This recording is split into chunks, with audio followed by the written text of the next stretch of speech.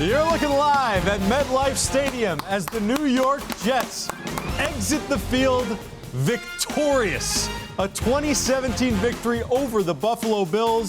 And fellas, I know opinions can sway drastically from week to week, but Robert Saleh, as he exits pretty fired up, it seems safe to say that his New York Jets, they may just have arrived, fellas. Man. Statement game, baby. Statement game. I mean, credit Zach Wilson, credit this offense, credit this team coming in, and just, it's not all about the knockout shot. This team fought all four quarters, found the way.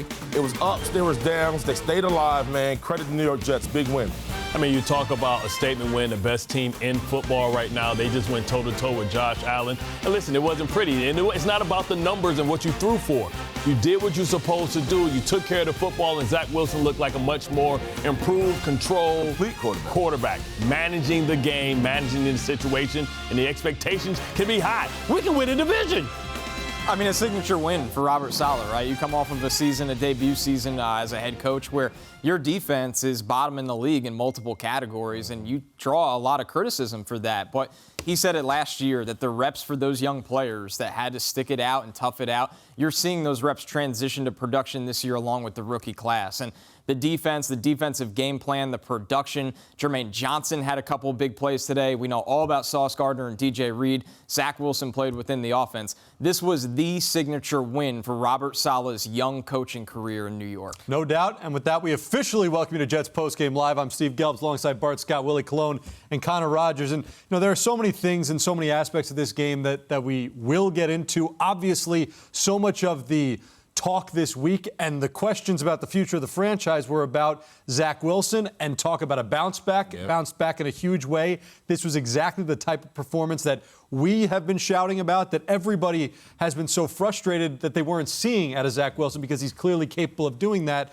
But before we get to the overall Zach Wilson, I want to start by talking about the last two drives, the last offensive drive for the Jets and the last defensive stand by the Jets. And let's just start with the defense and Bryce Huff with that 19-yard sack, huge sack.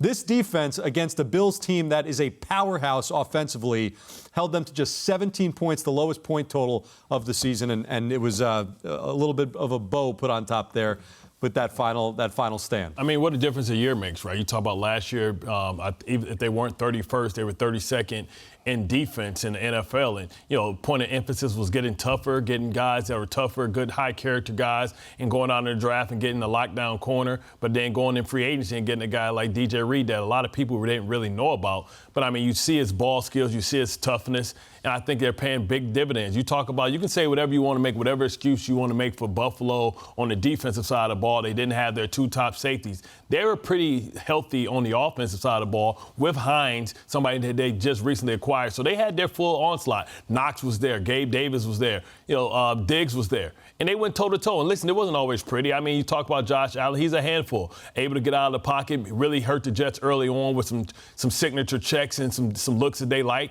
And, really made them pay running the football. Had 86 yards rushing today. I think he tied Randall Cunningham for most rushing yards by a quarterback. But listen, at the end of the day, you scrapped and you made big plays. You were able to turn him over, something that he doesn't do much of, in this advanced MVP campaign in his career. And you were able to come up with the victory because you made it ugly, right? And then closing the game out by running the football. It's not always about how many yards you get. It's about keeping guys on schedule. And you saw just like the defensive line looked like they were fresh, it looked like our offensive line was fresher than their defensive line, and they started to lean on them. So that drive, it didn't result in the 7 that you want, but they warmed down and they were able, guys start missing tackles because they were fatigued, and the running backs were able to break easy arm tackles. Yeah, I thought one of the key things that happened towards the second half was they came out the locker room ready to go, right? Yep. There wasn't this lull where the offense kind of had to reset and the defense kind of had to figure it out. They came out gunning. You saw Zach do it. You saw the defense 8-minute drive. Yeah, and